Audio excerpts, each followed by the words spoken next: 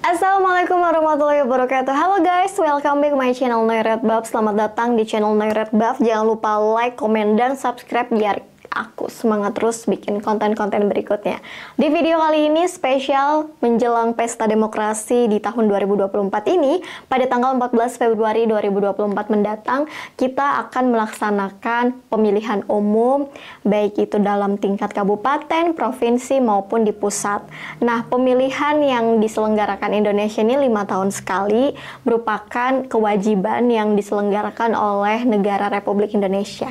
Gimana caranya biar kita tidak terjebak hoax dan juga berita bohong yang akan membuat kita merasa kesel. Kok gue dibohongin ya dengan berita-berita yang gak valid dan juga ada black campaign di dalamnya?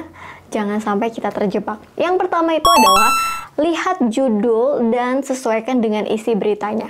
Kenapa harus kita melihat isi beritanya? Karena ada beberapa orang yang cuma pakai judulnya aja untuk menarik simpati dan juga orang lain untuk membacanya. Tapi ya pada kenyataannya di lapangan baca judulnya doang, isinya nggak dibaca. Karena kan setiap orang kalau misalkan kayak ada judulnya doang, dia cuman kayak baca judulnya, oh ini langsung di skip lagi ke informasi berikutnya. Nah, jangan sampai kita terjebak dengan judul yang ditulis oleh buzzer atau oknum-oknum yang mencari keuntungan untuk kepentingan kelompok atau pribadi tertentu saja. Yang kedua, periksa foto atau video yang ada di dalam berita tersebut. Apakah real atau editan? Jadi kita jangan sampai makan bulat-bulat dengan informasi yang menurut kita ini kok kayaknya bukan tulisan jurnalis, atau fotonya kok kayaknya terlalu lebay, atau fotonya terlalu alay misalkan, atau video-video kayak ya yang bisa menggiring kita. Ya secara logika lah ya, ketika ada pemberitaan atau ada sebuah tayangan video yang menurut kita ini menyudutkan salah satu paslon lain atau membangga-banggakan salah satu paslon yang ada, itu kan patut dicurigai. Dan menurut etika jurnalis juga, untuk mengimbangi berita itu kan tidak harus berat sebelah.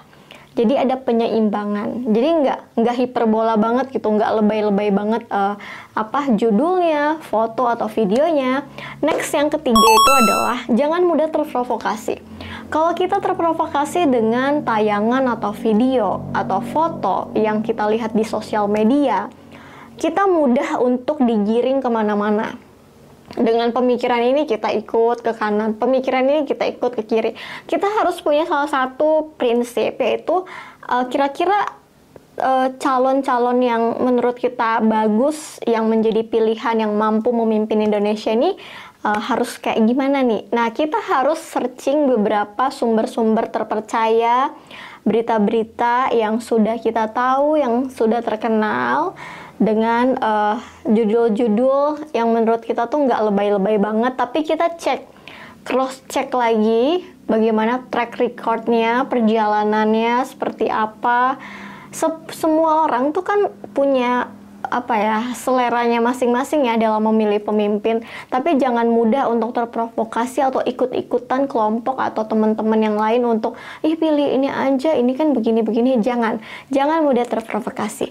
Yang keempat adalah kita cross-check ulang kalau misalkan kita dapat informasi yang sekiranya agak sensitif ya, tentang paslon-paslon yang menurut kita emang iya ya dia begitu. Kok bisa ya, misalkan kita ada pemikiran kayak gitu, kita cross check lagi di posting di berita mana, di akun mana, kita cek lagi apakah akun-akun itu akun-akun yang terkenal atau akun-akun yang dapat dipercaya dan bisa dipertanggungjawabkan. Jadi kita cross check lagi, jangan sampai akun-akun buzzer itu meracuni pikiran-pikiran kita, meracuni hal-hal yang menurut itu fakta tapi dipelintir lagi biar hatersnya banyak ke paslon ini, biar orang nggak suka sama paslon ini. Hati-hati ya guys, kita ini di zaman teknologi ini bukan cuma penjajah yang kita hadapi.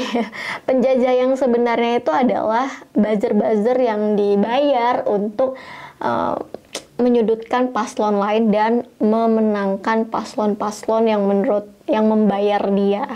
Yang terakhir adalah yang kelima, cari tahu prestasi dan juga hal-hal tentang paslon-paslon yang akan kita pilih. Prestasi dalam bekerja itu adalah real, bukan opini, bukan asumsi, bukan argumentasi. Jadi kalau misalkan ada paslon yang menurut kita ini, wah ini bener-bener nih kerasa banget nih kebijakannya, apa yang dia lakukan, program-programnya terrealisasi, itu real. Tapi ketika ada akun atau misalkan ada orang lain yang berbicara tentang asumsi, tentang argumentasi, itu abaikan. Karena kalau misalkan kita nggak lihat realnya, kita nggak lihat programnya, nggak lihat nyata-nyatanya, itu kita akan mudah terpengaruh atau kita akan tersugesti dengan opini atau asumsi. Karena aku lihat banyak banget ya di TikTok, di Instagram, dan di sosmed lainnya tuh, ya. Jadi orang lebih berasumsi dan berargumentasi, mengomentari, ini harusnya begini, ini harusnya begitu.